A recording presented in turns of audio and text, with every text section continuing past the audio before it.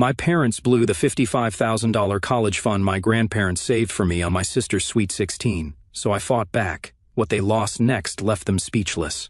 I'm a 20-year-old female, and I've been wanting to talk about something that's been bothering me for years: family. Favoritism, specifically the way my parents treat my younger sister Madison, an 18-year-old female, like she's the center of the universe. It's not just a feeling, it's a fact, and I've got receipts. Madison has always been the favorite.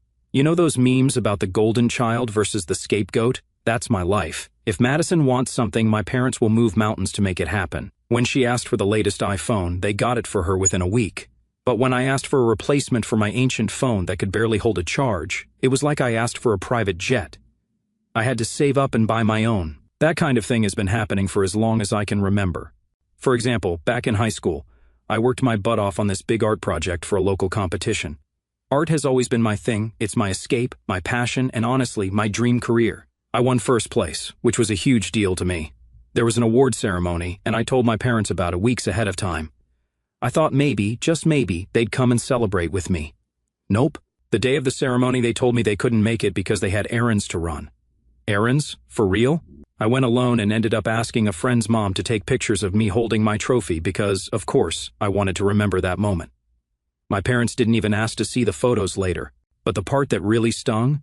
A few months later, Madison joined a dance competition. She didn't even win, she got second place. But my parents went all out. They bought her flowers, took her out to dinner, and wouldn't stop talking about how proud they were of her.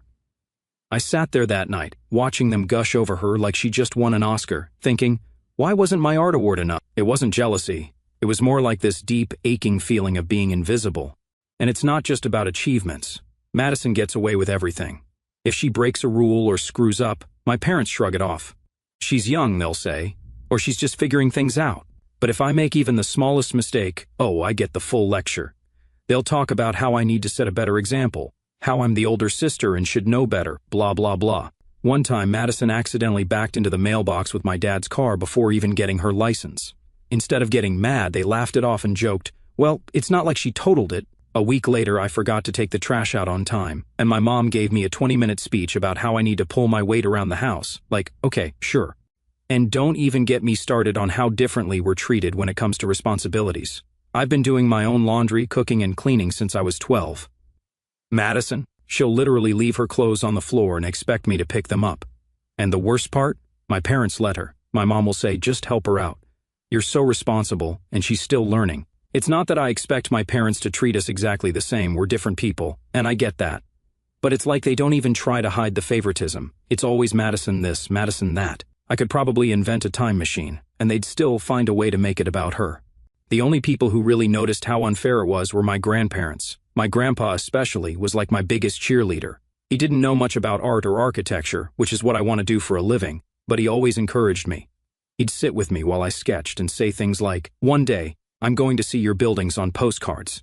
When I was 15, Grandpa told me he was starting a college fund for me. He said he knew my parents wouldn't be able to help much or wouldn't prioritize it, and he wanted to make sure I had a shot at my dreams. That moment meant everything to me. It was the first time I felt like someone believed in me.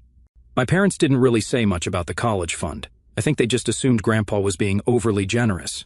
Madison, on the other hand, threw a fit. She cried and yelled, "Why doesn't Grandpa love me as much as he loves her?"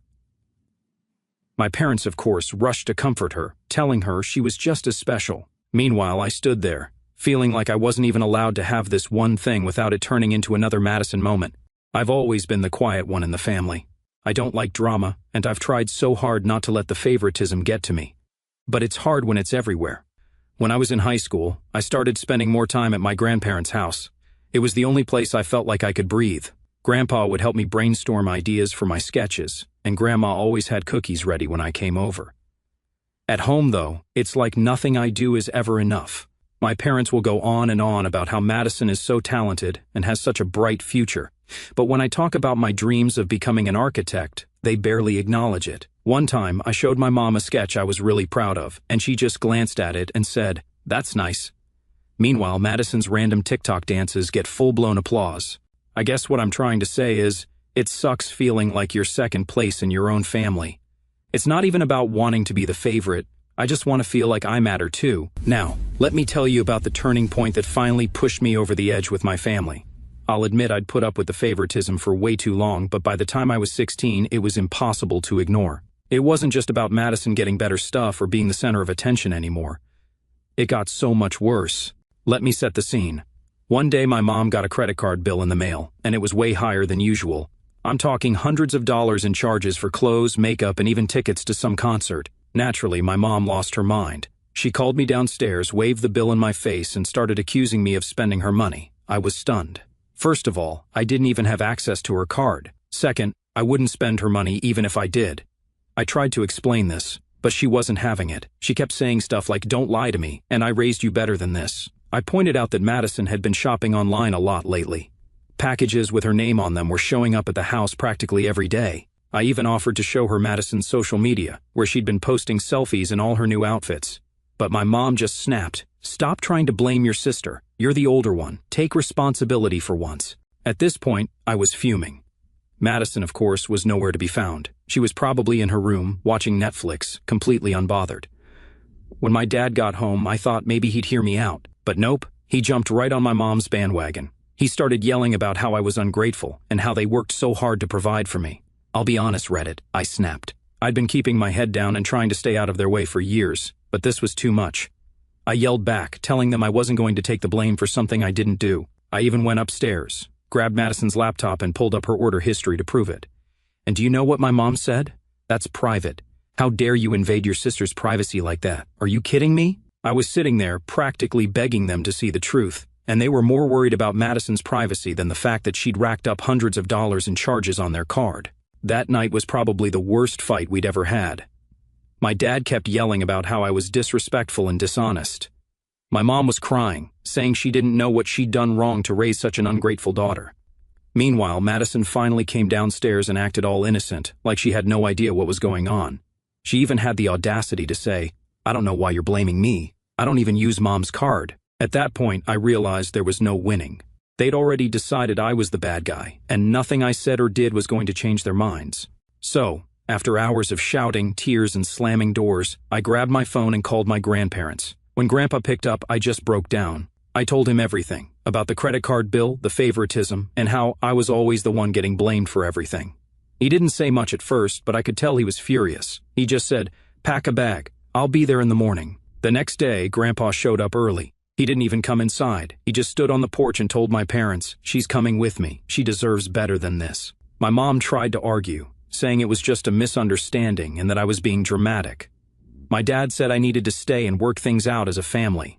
But Grandpa wasn't having it. He looked my dad dead in the eye and said, "If you cared about working things out, you wouldn't treat her like a scapegoat." I'll never forget the look on my mom's face when I walked out the door with my suitcase. She looked shocked, like she couldn't believe I was actually leaving. Living with my grandparents was like stepping into a different world.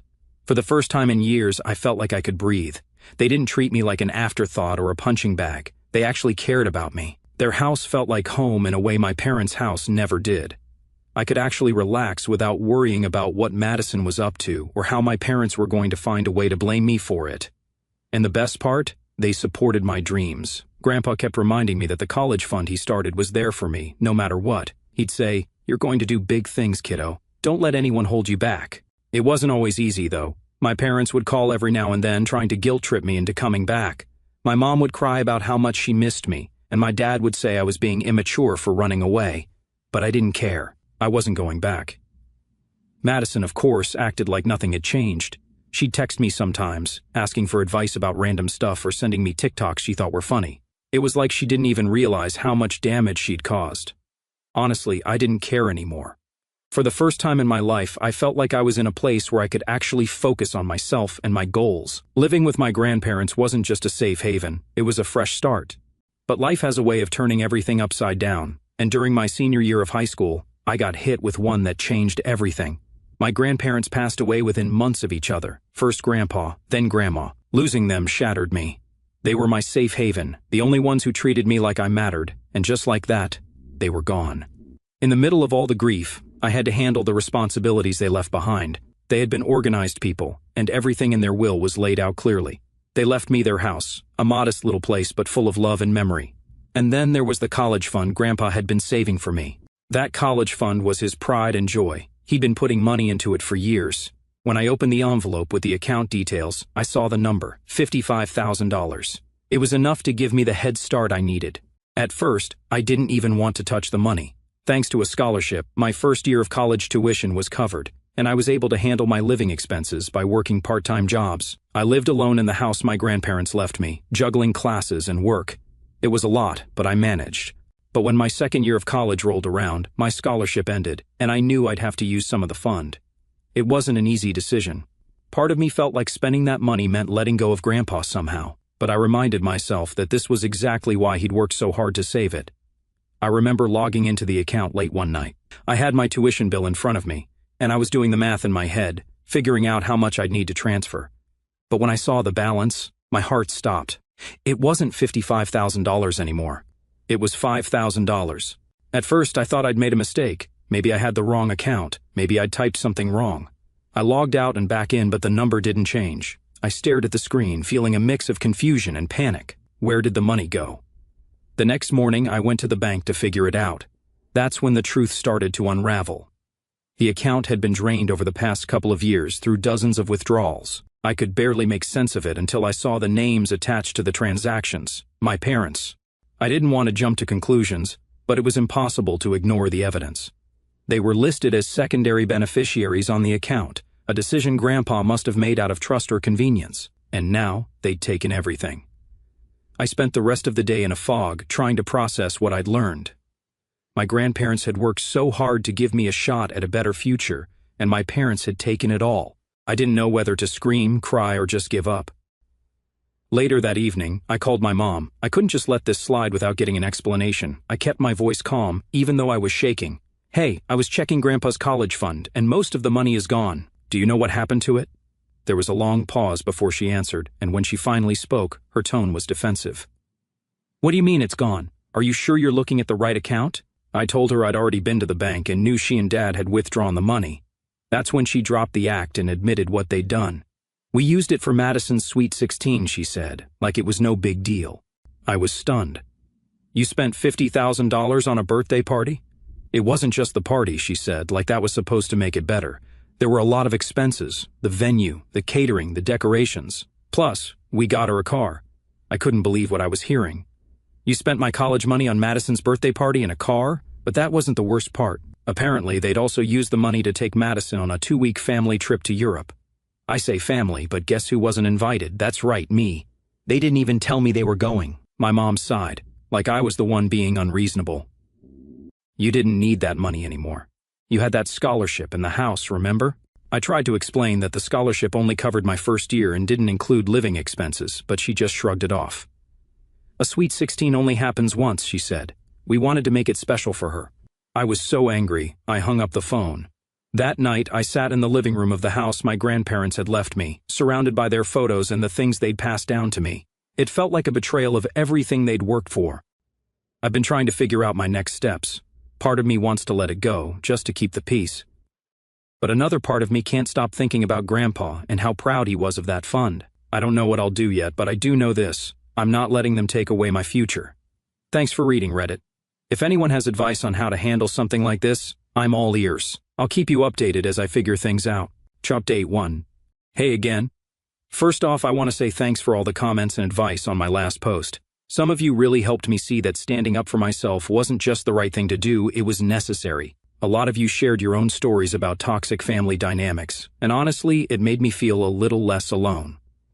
I've been called selfish, dramatic, and ungrateful so many times that I started to believe it. But reading your words reminded me that this isn't about being petty, it's about holding people accountable. Anyway, here's where things are now. At first, I tried reasoning with them. I called a family meeting at their house and laid everything out again. I told them the fund wasn't theirs to spend, that it was meant for my education, and that they needed to pay it back. You know what they did? They laughed. My mom literally laughed in my face and said I was being so dramatic about it. "We didn't spend it on nonsense," she said, as if a giant party, a car, and a European vacation weren't the definition of nonsense. Then she hit me with, "Why can't you just be happy for your sister?" This was a once-in-a-lifetime event for her. My dad chimed in with his usual guilt trip routine, saying things like, "You know, we'd help you out if you really needed it. And we're family. You shouldn't be so focused on money." That was the final straw for me. I realized they weren't going to take me seriously unless I made them.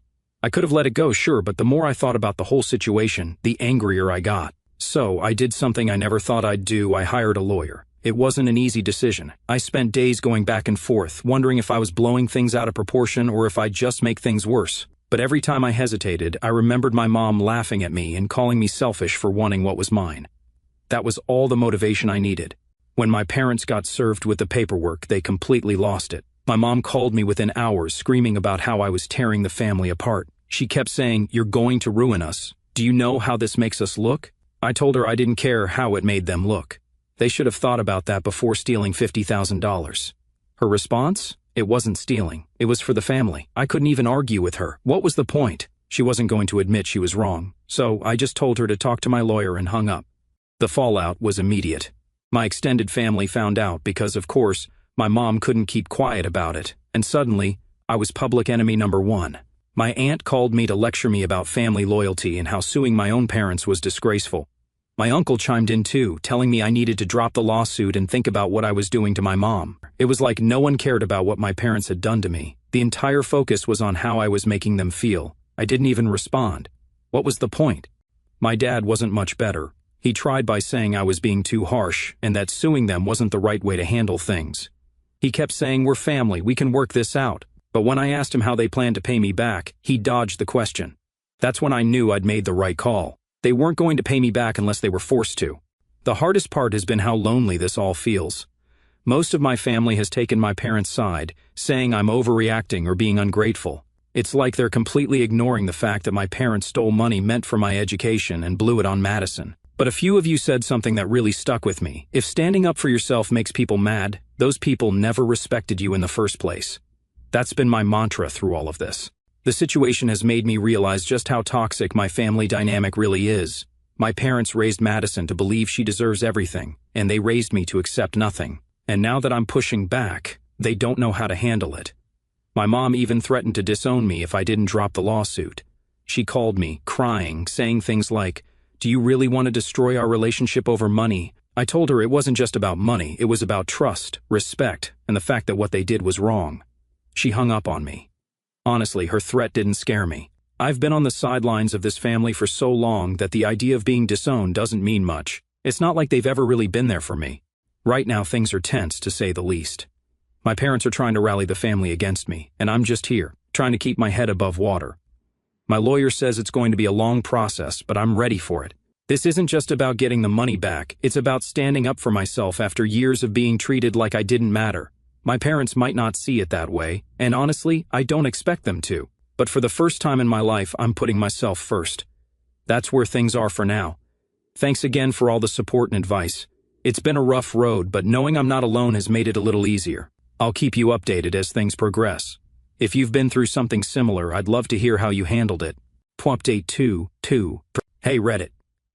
Here's the update you've been waiting for. Buckle up because things got messy, but I held my ground. So, if you've been following along, you know I hired a lawyer after my parents drained my college fund to pay for Madison's Sweet 16. Let me tell you, the legal battle that followed was no joke. I'm talking months of back and forth, tons of paperwork, and more family drama than I ever thought possible.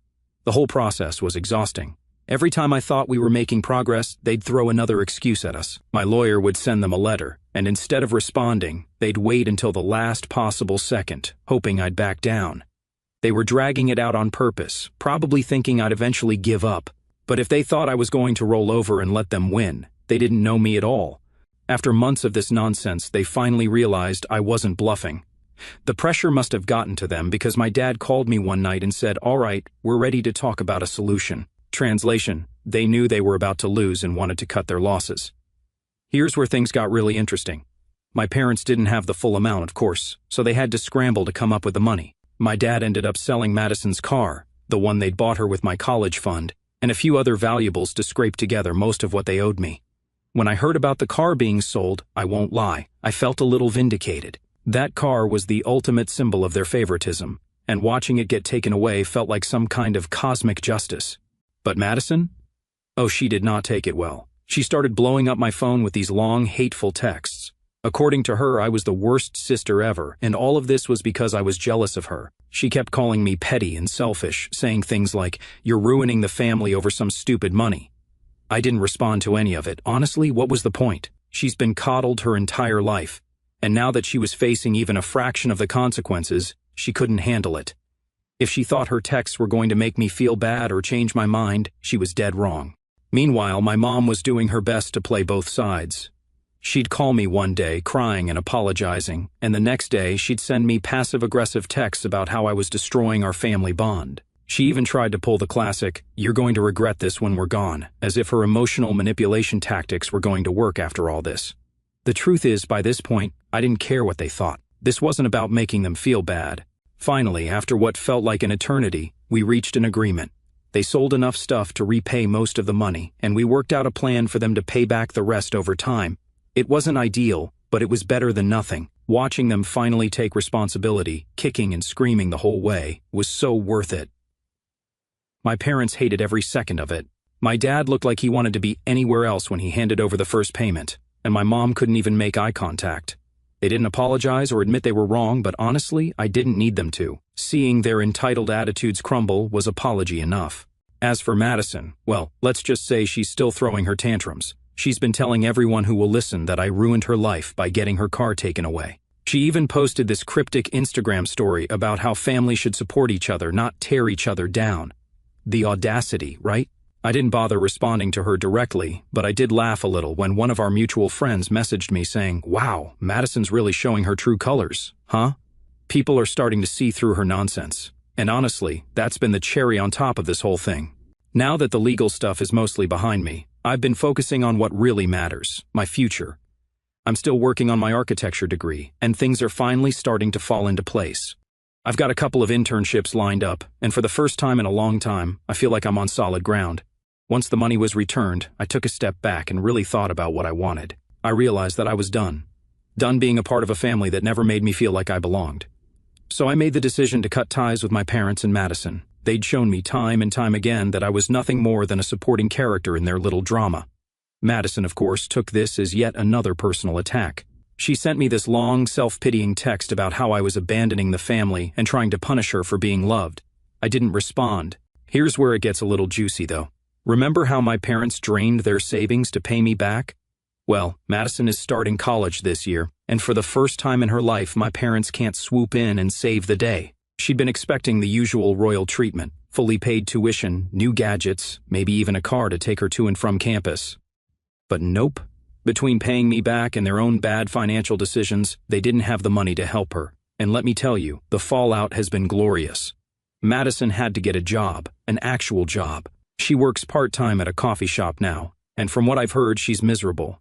She's not used to having to earn anything, and apparently the idea of making lattes and dealing with customers is beneath her. She's been complaining to anyone who will listen about how unfair it is that she has to work while I'm living comfortably in the house my grandparents left me. The irony of it all. In her world, everything revolves around her, and now that the universe isn't bending to her will, she's falling apart. As for my parents, they're stuck trying to pick up the pieces. My mom called me a few weeks ago, crying about how hard things have been. She said Madison was struggling and asked if I could help her out financially just until things got back to normal. I laughed, actually laughed. I told her no and then reminded her that they'd made their choices. They spent my college fund on Madison's Sweet 16, and now they were dealing with the consequences. My mom got all defensive and said, "We were just trying to do what was best for the family." I told her, "Well, now I'm doing what's best for me," and hung up. Honestly, I don't feel bad about it. Thanks for sticking with me through this journey, Reddit. If you've ever had to make a tough decision about cutting off toxic family members, I'd love to hear how you handled it. It helps knowing I'm not the only one out here trying to figure it all out.